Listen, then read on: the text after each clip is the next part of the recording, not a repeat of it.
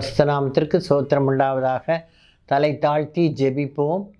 எங்களை நேசிக்கிற எங்கள் அன்பின் தகப்பனே, இந்த வேலைக்காக நாங்கள் நன்றியோடு உம்மை துதிக்கிறோம், உம்மை ஸ்தோத்தரிக்கிறோம். அப்பா, பேசுகிறவர்கள் நீங்கள் அல்ல, பிதாவின் ஆவியானவரே உங்களிலிருந்து பேசுகிறார் என்று சொல்லியிருக்கிறீரப்பா. நீர் பேசும் உம்முடைய வார்த்தை என்னும் மன்னாவினால் எங்கள் ஒவ்வொருவரையும் நிரப்பியறலும். ஆர்வத்தோடு உம்முடைய வசனத்தை கேட்கிற பிள்ளைகளுக்கு அவர்கள் உள்ளங்களிலே புதிய எழுப்புதலை நீர் கட்டளையிட வேண்டும் என்று கெஞ்சி நிற்கிறோம். எந்த விதத்திலும் டிஸ்ட்ராக்ட் ஆகாதபடி நீர் காத்து கொள்ளும். தொடக்கம் முதல் முடிவு வரை உம்முடைய வல்லமையுள்ள கரங்களில் தாழ்த்தி ஒப்பு கொடுக்கிறோம். இயேசுவின் இன்ப நாமத்தில் கெஞ்சி மன்றாடுகிறேன் பரம தகப்பனே, ஆமீன். இன்றைக்கு நான் எடுத்துக்கொண்ட தலைப்பு, நாம் எப்படி ஜெபிக்க வேண்டும், எப்படி நம்ம ஜெபித்தா கர்த்தர் நம்மை ஆசீர்வதிப்பார் என்று, யார் நம்மை வழி நடத்துவார் என்பதை பற்றி தியானிப்போம். முதலாவது, யாக்கோபு போராடி ஜெபித்தான்.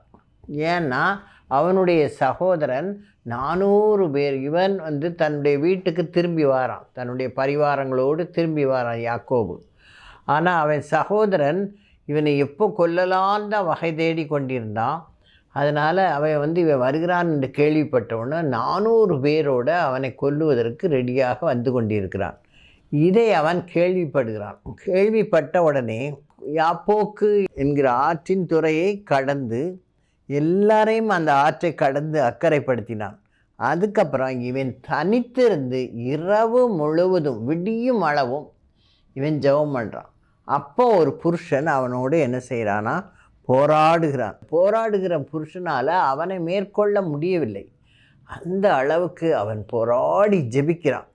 ஜெபித்த பின்பு, என்னை போக விடு, விடிந்து விட்டது என்று சொல்கிறான். நீர் என்னை ஆசீர்வதித்தால் ஒழிய, ஆதியாகமம் 32ஆம் அதிகாரம் 22லிருந்து 29 வரைக்கும் இந்த இது குறித்ததான சம்பவம் கொடுக்கப்பட்டிருக்கிறது. இதில் 26வது வசனம் சொல்கிறாரு, அவர் நான் போகட்டும் பொழுது விடுகிறது என்றார். அதற்கு அவன், யார், யாக்கோபு, நீர் என்னை ஆசீர்வதித்தால் ஒழிய உம்மை போக விடேன் என்றார். அவர், உன் பேர் என்ன என்று கேட்டார். யாக்கோபு என்றான். அப்பொழுது அவர், உன் பேர் இனி யாக்கோபு எனப்படாமல் இஸ்ரவேல் எனப்படும், தேவனோடும் மனிதனோடும் போராடி மேற்கொண்டாய் என்றார். அங்கே அந்த 29 கடைசியில் பார்த்தீங்கன்னா, நீ என் நாமத்தை கேட்பானேன் என்று சொல்லி அங்கே அவனை ஆசீர்வதித்தார். அந்த இடத்துல அவனை ஆசீர்வதித்தார். யாக்கோபு எனப்படாதபடி உன் பேர் என்னப்படும், இஸ்ரேல் எனப்படும். அவன் போராடி கேட்குறான். அதுக்கப்புறம் பாருங்கள், ஏசா எப்படி வருகிறான். 400 பேரோடு வந்தவன் இப்போ கடைசியாக எப்படி வருகிறான், தனியாக வரான். யாக்கோபை மீட் பண்ணுற நேரத்தில் தனியாக வரான். தனியாக வந்து ஏசாவும் யாக்கோவும் ஒருவரை ஒருவர் சந்திக்கிறார்கள். 33:4 பாருங்கள், அப்பொழுது ஏசா எதிர்கொண்டு ஓடி வந்து அவனை தழுவி அவன் கழுத்தை கட்டிக்கொண்டு அவனை முத்தம் செய்தான். இருவரும் அழுதார்கள்.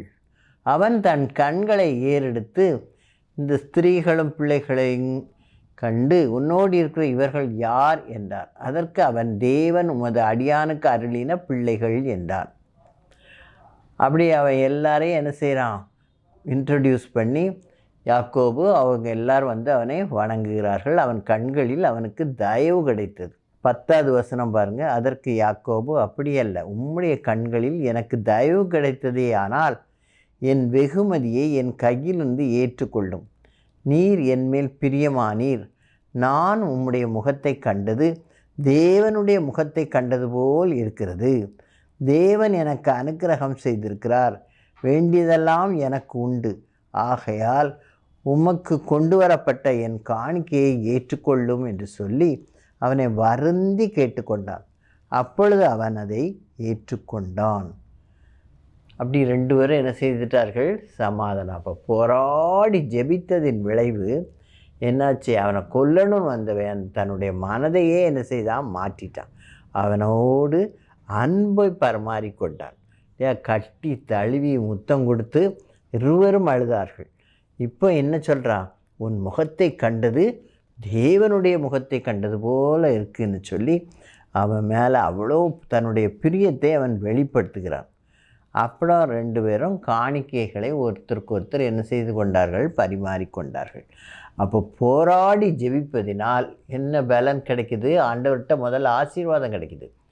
2வது, நம்ம சமாதானத்தை இழந்திருந்தால் அந்த சமாதானத்தை என்ன செய்து கொள்வோம்? பெற்றுக்கொள்வோம். அப்போ சமாதானம் கிடைக்கும்படி கர்த்தர் கிருபை செய்கிறார். 2வது, சங்கீதம் 139 23லேருந்து 24 வரைக்கும்.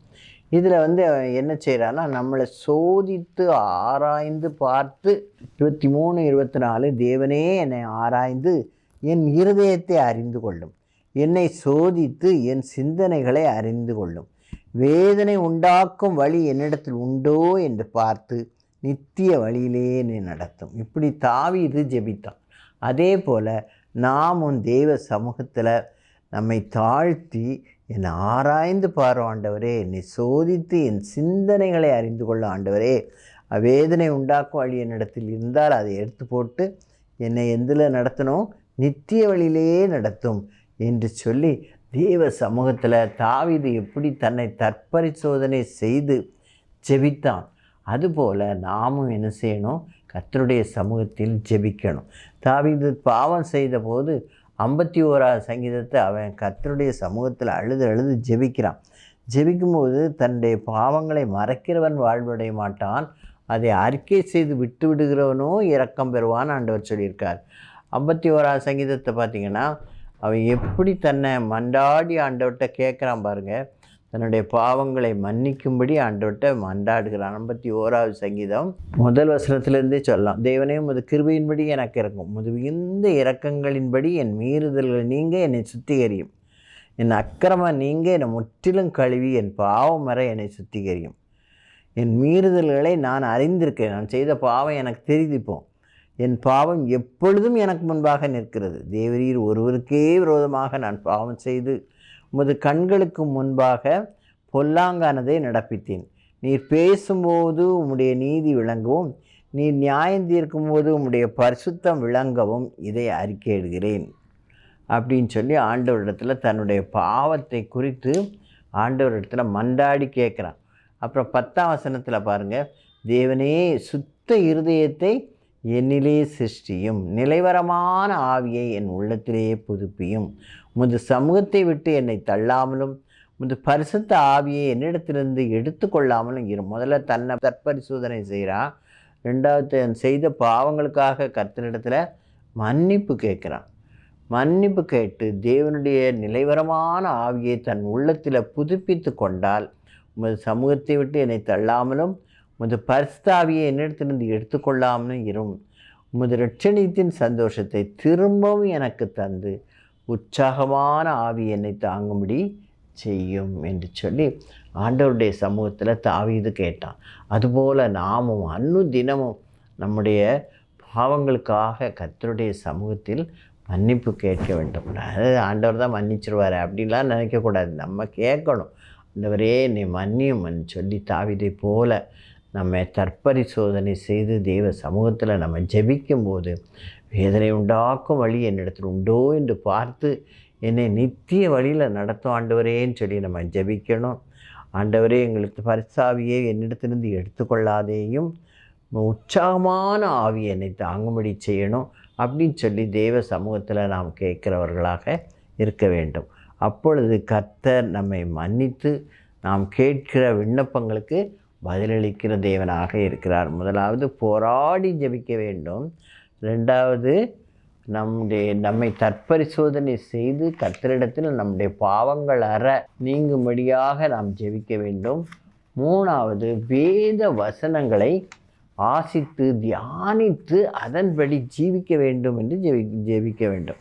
சங்கீதம் 1ஆம் சங்கீதம் பாருங்கள், 2ஆம் வசனம், கர்த்தருடைய வேதத்தில் பிரியமாக இருந்து இரவும் பகலும் அவருடைய வேதத்தில் தியானமாயிருக்கிற மனுஷன் பாக்கியவான். அவன் நீர்க்கால்களின் ஓரமாய் நடப்பட்டு தன் காலத்தில் தன் கனியை தந்து இலையுதிராதிருக்கிற மரத்தை போல் இருப்பான். அவன் செய்வதெல்லாம் வாய்க்கும். ஆண்டவர் என்ன சொல்கிறாரு? வேதத்தில் பிரியமாக இருந்து இரவும் பகலும் அவருடைய வேதத்தில் தியானமாக இருக்க வேண்டுமா. அப்படி இருந்தால் கர்த்தர் நம்மை ஆசீர்வதிப்பார். அவன் எப்படிப்பட்டவனாக இருப்பான்னா, நீர்க்கால்கள் இந்த ஆற்று ஓரம் ஓட ஓரம் அப்படி இருக்கிற ஓரமாய் நடப்பட்டு நம்மளை கொண்டு அங்கே நட்டுனா தன் காலத்தில் அது என்ன செய்யும்? கனி கொடுக்கும். வேர் உள்ளே போய் தண்ணி அதுக்கு நல்லா கிடைக்கிறதுனால அந்த செடியோ அந்த மரமோ நல்ல கனி கொடுக்கிறதாக இருக்கிறது. இலை உதிராது இருக்கிற மரத்தை போல் இருப்பான். அவன் செய்வதெல்லாம் வாய்க்கும். இது ஆண்டவர் கொடுக்குற ஆசீர்வாதம். நம்ம வேதத்தை வாசித்து தியானித்து அதன்படி நடக்க வேண்டும். வாசித்துட்டு இப்படி பேருக்கு வாசிக்கக்கூடாது, கருத்தூண்டி வாசிக்கணும். அப்படி வாசிக்கும்போது அதன்படி நாம் நடக்கிறவர்களாக இருக்கணும். ஆண்டவருடைய வசனங்கள் ஒன்றும் தேனினும் மதுரமானது என்று தாவீது எப்படி சொல்கிறான்? அதை உணர்ந்ததுனால சொல்கிறான். நம்மளும் அதை மாதிரி உணரத்தக்கதாக அந்த புதுப்பிக்கும் ஆவியை எங்களுக்கு தாரும், எங்களுடைய பாவங்களை மன்னியும் என்று சொல்லி அவனை போல தேவ சமூகத்தில் ஜெபிக்கணும். நம்முடைய பாவங்களை நீங்கும்படி கர்த்தரிடத்தில் நம்மை சுத்திகரிக்கும்படி முதலாவது ஜெபிக்கணும். ரெண்டாவது, அவருடைய வேதத்தை வாசித்து தியானிக்கிறவர்களாக இருக்க வேண்டும். அப்படி நம்ம வாசித்து தியானிக்கும் பொழுது கர்த்தர் நம்மை செழிப்பாக வாழும்படி செய்வாராம். வேதத்தை மறக்கிறவர்கள் சாபத்துக்குள்ளாகிறார்கள். ஓசியா 4ஆம் அதிகாரம் 6ஆம் வசனத்தில் பார்த்திங்கன்னா ஆண்டவர் சொல்கிறார், என் ஜனங்கள் அறிவில்லாமையினால் சங்காரமாகிறார்கள். நீ அறிவை வெறுத்தாய், ஆகையால் நீ என் ஆசாரியனாய் இராதபடிக்கு நானும் உன்னை வெறுத்து விடுவேன். நீ உன் தேவனுடைய வேதத்தை மறந்தாய், ஆகையால் நானும் உன் பிள்ளைகளை மறந்து விடுவேன். எப்படி ஆண்டவர் சொல்கிறார் பாருங்க. உன் வேதத்தை நீ மறந்துச்சுன்னா ஒன்றும் செய்யலை. யாரை பாதிக்கும்? உன் பிள்ளைகள், உன் சந்ததி பாதிக்கப்படும். அதனால் வேதத்தை தினமும் கருத்தூண்டி வாசித்து அதை தியானித்து ஒரு 2 வசனம் அல்லது 3 வசனமாவது வாசித்து தியானிக்கணும். இதில் இப்படி சொல்லப்பட்டிருக்கேன், நம்ம அப்படி இருக்கமா, நம்ம அதன்படி நடக்கமா, ஆண்டவருடைய வார்த்தைகள் அப்படியே நமக்கு, ஆண்டவரே இது அர்த்தம் புரியலையே, நீங்கள் கேட்டு பாருங்கள், உடனே ஆண்டவர் உள்ளத்தில் அதுக்கு அர்த்தத்தை நமக்கு சொல்லி கொடுப்பார். அப்படி நம்ம தேவனோடு உறவாடி பைபிள் வாசித்தோன்னு சொன்னால் ஆண்டவர் நம்முடைய பிள்ளைகளை என்ன செய்வாராம்? ஆசீர்வதிப்பார். அல்லது நான் பிள்ளைகளை என்ன செய்வேன்னு சொல்கிறாரு? மறந்து போவேன்றார். ஆண்டவர் பிள்ளைகளை மறந்தார்னா என்ன ஆகும்? அவங்களுடைய நிலையே ரொம்ப பரிதாபமாக போயிடும். அதனால் விழிப்போடு இருந்து இந்த நாட்களில் கர்த்தரிடத்தில் வேதத்தை வாசிக்கணும், அதன்படி நடக்கணும், அதை தியானிக்கணும், அதை நம் இருதயத்தில் சேமித்து வைத்து கொள்ள வேண்டும். அவருடைய வசனங்களால் நம்முடைய இருதயம் நிரப்பப்பட்டிருக்கணும். அப்போ கர்த்தர் என்ன செய்வாராம்? நம்ம பிள்ளைகளை நம்ம வேதத்தை மறக்காமல் அது தினமும் வாசித்தோன்னு சொன்னால் நம்முடைய பிள்ளைகளை அவர் என்ன செய்ய மாட்டார்? மறக்கவே மாட்டார். அது ரொம்ப முக்கியம். அடுத்தது, இயேசு எப்படி ஜெபித்தாரோ அதுபோல் நாமும் ஜெபிக்கிறவர்களாக இருக்க வேண்டும். எப்படி ஜெபித்தார்? அவர் தினமும் ஜெபித்தார். அவர் அதிகாலையில் ஜெபித்தார். அதிகாலையில் வனாந்திரத்துக்கு போய் யாருமே இல்லாத இடத்துல தம்முடைய மக்களுக்காக ஊக்கமாக ஜெபித்தார். அவருடைய மரண வேளை வந்தபோது அவர் கெத்செமனே தோட்டத்தில் கண்ணீரோடு இரத்த வேர்வை சிந்தி நம்முடைய பாவங்களுக்காக அந்த பயங்கரமான தண்டனைக்கு நம்ம தப்பும்படி ஆண்டவர் பிதாவின் இடத்தில் அவர் மன்றாடி ஜெபித்தார். அப்படி ஆண்டவர் ஜெபித்தது போல் நம்மளும் என்ன செய்யணும்? அதுக்கப்புறம் ஆண்டவர் ஊழியத்தை ஆரம்பிக்கும் முன்பாக 40 நாட்கள் உபவாசத்தோடு இருந்து ஜெபித்தார் இல்லையா? வனவிலங்குகள் மத்தியில் காட்டு பகுதியில் அவர் இருந்து ஜெபித்து கொண்டே இருந்தார். 40 நாளும் உண்ணாமல் ஜெபித்து கொண்டே இருந்தார். அதுபோல் நாமும் ஜெபத்தோடு இருக்கிறவர்களாக இருக்க வேண்டும். அப்போ தான் ஊழியெல்லாம் செய்ய முடியும். உபவாசத்தோடு ஜெபிக்கிறவர்களாக இருக்க வேண்டும். தினமும் ஜெபிக்கிறவர்களாக இருக்க வேண்டும். அப்புறம் அதிகாலையில் என்னை தேடுகிறவர்கள் என்னை கண்டடைவார்கள் என்று சொல்லுவார். அதிகாலை அமைதியாக அந்த காக்கா குருவி கத்துறதுக்கு முன்னால் நம்ம எழும்பி தேவ சமூகத்தில் ஆண்டவரே உமக்கு சோத்திரம் என்று சொல்லி நம்ம துதி செலுத்துகிறோம்னு சொன்னால் ஆண்டவர் அதிகாலை ஜெபத்தை விரும்புகிற தேவனாக இருக்கிறார். நமக்கு உடனே பதிலளிக்கிற தேவனாக இருக்கிறார். இயேசு தினமும் ஜெபித்தார், அதிகாலையில் ஜெபித்தார். அதுதான் அதிகாலையில் என்னை தேடுகிறவர்கள் என்னை கண்டடைவார்கள். அதனால் அவரை கண்டடையத்தக்க சமயம் அதுதான். அதனால் கண்டடையும் பொழுது அவரிடத்தில் நம்ம என்ன கேட்டாலும் அதை நமக்கு அவர் செய்ய வல்லவராக இருக்கிறார். அதுக்கப்புறம் இயேசுவானவரே தம்முடைய சீஷர்களுக்கு எப்படி ஜெபிக்கணும்னு சொல்லி கொடுக்குறார். மத்தேயு 6:9-13 வரை, நீங்கள் ஜெபம் பண்ண வேண்டிய விதமாவது, பரமண்டலங்களில் இருக்கிற எங்கள் பிதாவை, முதல்ல பிதாவின் நாமத்தை நாம் ஸ்தோத்திரிக்க வேண்டும். பிதாவின் நாமத்திற்கு நாம் கனம் செலுத்த வேண்டும். நமது நாமம் வருத்தப்படுவதாக, உடைய ராஜ்யம் வருவதாக, உம்முடைய சித்தம் பரமண்டலத்திலேயே செய்யப்படுகிறது போல பூமியிலேயும் செய்யப்படுவதாக. அதுக்கப்புறம் நம்முடைய ஆகாரத்துக்காக, நம் உணவுக்காக, நம்முடைய தேவைகளுக்காக நாம் ஜெபிக்க வேண்டும். அதுக்கப்புறம் எங்கள் கடனாளிகளுக்கு நாங்கள் மன்னிக்கிறது போல எங்கள் கடன்களை எங்களுக்கு மன்னியும் சொல்லி நம்ம கேட்குறவர்களாக இருக்கணும். அதுக்கப்புறம் சோதனைக்கு உட்பட பண்ணாமல் தீமையினின்று எங்களை ரட்சித்து கொள்ளும். ராஜ்யமும் வல்லமையும் மகிமையும் எந்தெந்தைக்கும் உம்முடையவைகளே, ஆமேன் என்று நாம் அவரை சொல்கிறவர்களாக இருக்க வேண்டும். இப்படி தான் ஆண்டவர் என்ன செய்தார், நமக்கு அந்த ஜெபத்தை சொல்லியிருக்கிறார். அதனால் நம்ம அந்த ஜெபத்தை சொல்லி ஜெபிக்கிறவர்களாக நாம் இருக்க வேண்டும். அப்புறம் பார்த்தோன்னா ஆண்டவர் எந்த ஒரு ஜெபம் ஏறெடுக்கும் பொழுதும் பிதாவை நோக்கி முதலாவது சோஸ்தரிக்கிறவராகத்தான் இருக்கிறார். 5 அப்பத்தையும் 2 மீனையும் கையில் வாங்கினோடனே வானத்தை நோக்கி அந்த கையில் வைத்து கொண்டு என்ன செய்தாராம், சோத்தரித்தார். இப்போ இங்கெல்லாம் பார்த்திங்கன்னா யோவான் 11:41-42 லாசருவை உயிரோடு எழுப்பும் முன்னாலேயும் ஆண்டவர் அந்த கல்லறைக்கு முன்னால் போய் நின்றுக்கிட்டு என்ன செய்கிறாரு, கண்களை ஏறெடுத்து நீங்கள் பார்த்தீங்கன்னா 41 மரித்தவன் வைக்கப்பட்ட இடத்தில் இருந்த கல்லை எடுத்து போட்டார்கள். இயேசு தம்முடைய கண்களை ஏறெடுத்து, பிதாவே, நீர் எனக்கு செவி கொடுத்தபடியினால் உம்மை சோஸ்தரிக்கிறேன். அங்கே ஒன்றும் அற்புதம் நடக்கலை. ஆனால் அதுக்கு முன்னாலேயே ஆண்டவர் என்ன சொல்கிறாரு, நீர் என் ஜெபத்தை கேட்டதுக்காக உமக்கு சோஸ்திரம். நீர் எப்பொழுதும் எனக்கு செவி கொடுக்கிறீர் என்பதை நான் அறிந்திருக்கிறேன். ஆனாலும் நீர் என்னை அனுப்பினதை சூழ்ந்து நிற்கும் ஜனங்கள் விசுவாசிக்கும்படியாக அவர்கள் நிமித்தம் இதை சொன்னேன் என்றார். அதுக்கப்புறம் தான் லாசருவை என்ன செய்கிறாரு, வெளியே வர சொல்கிறார். அவர் கண்டிப்பாக ஜெபத்தில் என்ன இருக்க வேண்டும், விசுவாசம் இருக்க வேண்டும். விசுவாசத்தோடு நம்ம ஜெபிக்கிறவர்களாக இருக்க வேண்டும். அப்படி முதல்ல கர்த்தரை பிதாவை சோஸ்தரிக்கிறவர்களாக இருக்க வேண்டும். ரெண்டாவது நாம் விசுவாசம் உள்ளவர்களாக இருக்க வேண்டும். விசுவாசமுள்ள ஜெபம் பிணியாளியை ரட்சிக்கும். இந்த வசனம் நமக்கு எல்லாருக்கும் தெரியும். ஆனால் நம்ம ஜெபிப்போம், ஆண்டவரே இது எனக்கு சொந்தாரம், அது தாரம், இது தாரன்னு கேட்போம். ஆனால் என்ன செஞ்சுருவோம், விசுவாசம் நமக்கு இல்லாமல் போயிடும். யாக்கோபு 5:15 விசுவாசமுள்ள ஜெபம் பிணியாளியை ரட்சிக்கும். கர்த்தர் அவனை எழுப்புவார். அவன் பாவம் செய்தவனானால் அது அவனுக்கு மன்னிக்கப்படும்.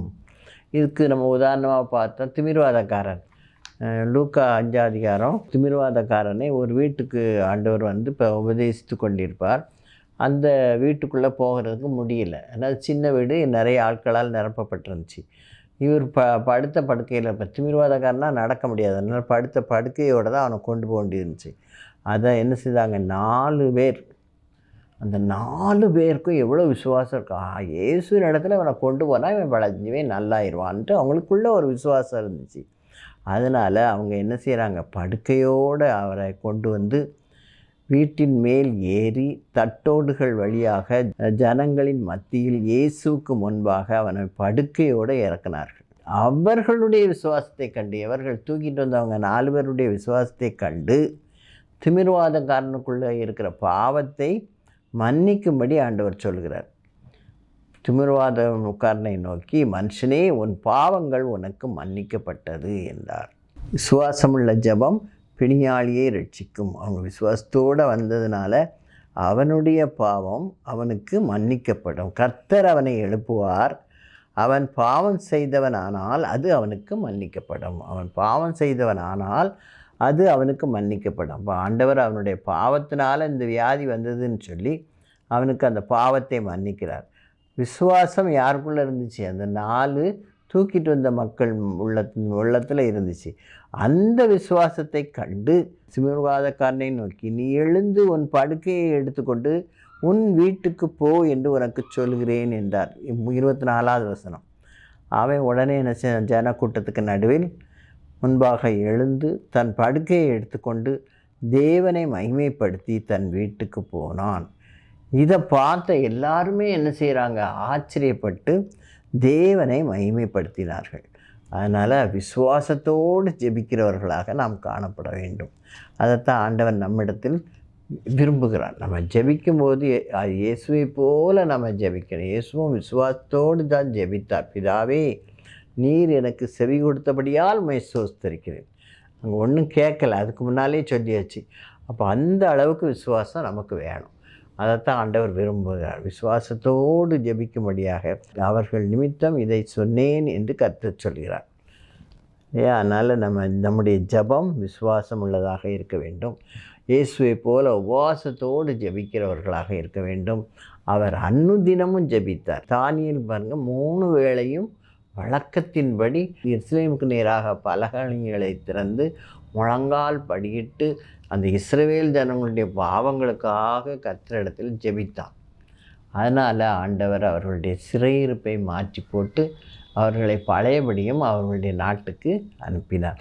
அதனால் அந்த மாதிரி ஜெபிக்கிற ஜெபம் கண்டிப்பாக பயனுள்ளதாக இருக்கும். விசுவாசத்தோடு பிணியாளிக்காக நம்ம ஜெபிக்கும் போது அந்த ஜெபம் கேட்கப்பட்டு அவன் என்ன செய்யறான்? அவனுடைய பாவங்கள் மன்னிக்கப்பட்டு அவனுக்கு சுகத்தை கொடுக்கிறார். இப்போ லாசருவுக்கு ஜனங்கள் எல்லாரும் விசுவாசிக்கும்படியாக அவர்கள் நிமித்தம் இதை சொன்னேன்னு சொல்கிறார். அதுக்கப்புறம் லாசருவை என்ன செய்கிறார்? நீ வெளியே வா அப்படின்னு சொல்கிறார் கல்லறையை விட்டு. அவன் கல்லறையிலிருந்து வெளியே வந்தவுடனே எல்லாரும் ஆச்சரியப்பட்டார்கள். சிலர் இயேசுவை என்ன செய்தார்களாம்? விசுவாசித்தார்கள். அதனால் நம்ம விசுவாசமுள்ள ஜெபம் பிணியாளியே என்ன செய்து ரட்சிக்கிறது. அடுத்தாப்புல நம்ம பார்த்தோன்னா எலியா கர்த்தாய் ஜெபம் பண்ணினான் இல்லையா? எலியாவினுடைய ஜெபம் கர்த்தாக இருந்துச்சு. இஸ்ரேல் ஜனங்களுடைய பாவங்கள் மிகுதியாயிட்டு ஆகாப் ராஜா அரசாளும் போது ஏசபேல் இருந்து வேசித்தனங்கள் விபச்சாரங்கள் இருந்து அதே நேரத்தில் தேவனை மறந்து அவங்க என்ன செய்தாங்க? தேவர்களை மாற்றி அவர்கள் பாகாலை வணங்கினார்கள். அதனால் ஆண்டவர் அவர்கள் மீது கோபம் கொண்டார். அதனால் ஆண்டவர் அவர்களுக்கு என்ன செய்கிற தண்டனை கொடுக்கணும்னு சொல்லி எலியாவை அனுப்புகிறார். எலியா அங்கே நேராக வாரான். வந்து என்ன சொல்கிறான்? நீங்கள் பாவம் செய்தபடியால் உங்களுக்கு என்ன செய்யப்படும்? மழை வராதுன்னு சொல்கிறான். அதை தான் யாக்கோபு 5ஆம் அதிகாரம் 17-18 வசனங்களில் சொல்லப்பட்டிருக்கு. எலியா என்பவன் நம்மை போல பாடுள்ள மனுஷனாக இருந்தும் மழை பெய்யாதபடிக்கு கர்த்தாய் ஜெபம் பண்ணினான். அப்பொழுது 3 வருஷமும் 6 மாதம் பூமியின் மேல் மழை பெய்யவில்லை. அவன் கர்த்தா ஜெபம் பண்ணானான். அதனால் என்ன வரல? மழை பெய்யலை. மறுபடியும் ஜெபம் பண்ணினான். அப்பொழுது வானம் மழையை பொழிந்தது, பூமி தன் பலனை தந்தது. அப்போ ஊக்கமான ஜெபம் பண்ணணும், அப்புறம் கருத்தாய் ஜெபம் பண்ணணும். நம்ம கருத்தாயும் ஊக்கமாயும் ஜெபிக்கும் பொழுது கர்த்தர் நம் விண்ணப்பங்களின் சத்தத்திற்கு என்ன செய்கிறார்? செவி கொடுக்கிற தேவனாக இருக்கிறார். இப்போ நம்ம 5 காரியம் பார்த்தோம், எப்படிலாம் ஜெபிக்கணும்னு சொல்லி. முதலாவது, போராடி ஜெபிக்க வேண்டும். யாக்கோபை போல போராடி ஜெபித்தா அந்த எதிரியினுடைய மனதை ஆண்டவர் என்ன செய்வார்? மாற்றி விடுவார். அப்புறம் நம்மை ஆராய்ந்து பார்க்கும்படி கர்த்தரிடத்தில் ஜெபிக்க வேண்டும். எதனை உண்டாக்கும் வழி என்னிடத்தில் உண்டோ என்று பார்த்து என்னை நித்திய வழி நடத்தும் என்று சொல்லி அவரிடத்தில் நம்ம ஜெபிக்கும்போது ஆண்டவர் தாவீதை கடைசியில் என்ன சொல்லுகிறார்? அப்போஸ்தலர் 13:22. பின்பு அவர் அவனை தள்ளி தாவீதை அவர்களுக்கு ராஜாவாக ஏற்படுத்தி ஈசாயின் குமாரனாகிய தாவீதை என் இருதயத்துக்கு ஏற்றவனாக கண்டேன், எனக்கு சித்தமானவைகளை எல்லாம் அவன் செய்வான் என்று அவனை குறித்து சாட்சியும் கொடுத்தார். என் இருதயத்துக்கு ஏற்றவனாய் கண்டேன், எனக்கு சித்தமானவைகளை எல்லாம் அவன் செய்வான். 2 காரியம் சொல்கிறார். இருதயத்துக்கு ஏற்றவனாய் கண்டேன், எனக்கு சித்தமானவைகளை எல்லாம் செய்வான். அப்போது நம்ம எப்படிப்பட்டவர்களாக இருக்கணும்? நம்மை ஆராய்ந்து பார்த்து கர்த்தரிடத்தில் தற்பரிசோதனை செய்து அதை அறிக்கையிட்டு தாவீதை போல அறிக்கையிட்டு நம்ம ஜெபித்தோன்னா கர்த்தர் இப்படி நமக்கு ஒரு சாட்சி சொல்லும்படியாக நம்ம வாழலாம். அடுத்து வேத வசனங்களை வாசித்து தியானித்து அதன்படி நம்ம நடந்தோம்னா கர்த்தர் நம்ம என்ன செய்வாராம்? ஆசீர்வதிப்பாராம். நம்ம வேதத்தை மறந்தால் கர்த்தர் நம் பிள்ளைகளை மறப்பேன்னு சாபம் கொடுத்துருக்காரு. அப்புறம் இயேசுவை போல ஜெபிக்க வேண்டும். அனுதினமும் ஜெபிக்க வேண்டும். அதிகாலையில் எழும்பி ஜெபிக்க வேண்டும். உபவாசத்தோடு ஜெபிக்க வேண்டும்.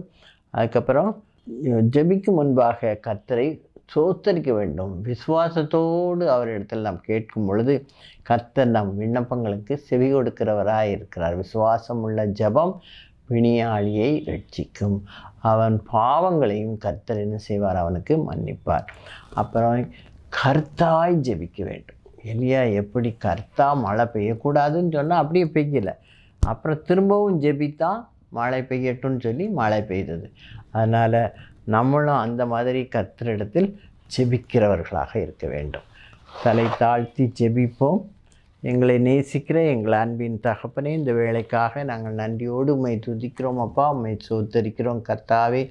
எப்படி ஜெபிக்க வேண்டும் என்பதை நாங்கள் வேதத்தின் அடிப்படையில் தியானித்தோம் அப்பா. அன்பின் தகப்பனே, போராடி ஜெபிக்கிறவர்களாக இருக்க வேண்டும். அப்படியானால் நாங்கள் சமாதானத்தை பெற்றுக்கொள்ள எங்களுக்கு ஒரு வழியை நீர் காண்பிக்கிறீர். யாக்கோபை ஆசீர்வதித்தது போல எங்களையும் நீர் ஆசீர்வதியும் அப்பா. அன்பின் தகப்பனே, இந்த வேளையிலும் கர்த்தாவே விசுவாசத்தோடு ஜெபிக்க வேண்டும். கர்த்தாய் ஜெபிக்க வேண்டும். ஊக்கமாய் ஜெபிக்க வேண்டும். வேதத்தை வாசித்து தியானித்து அதன்படி ஜெபிக்கிறவர்களாக இருக்கணும்.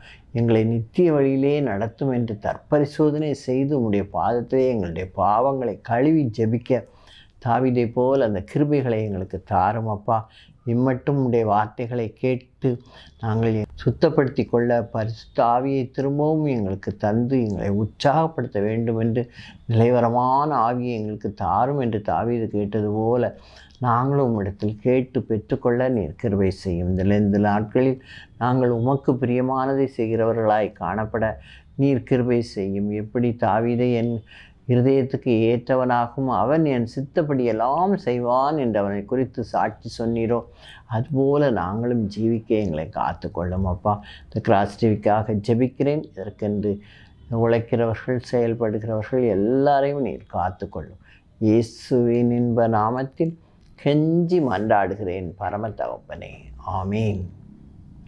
இதுவரைக்கும் நாம் எப்படி ஜெபிக்க வேண்டும் என்பதை குறித்து தியானித்தோம். தேவன் தாமே இந்த வார்த்தைகளை நமக்கு ஆசீர்வதிப்பாராக. God bless you all.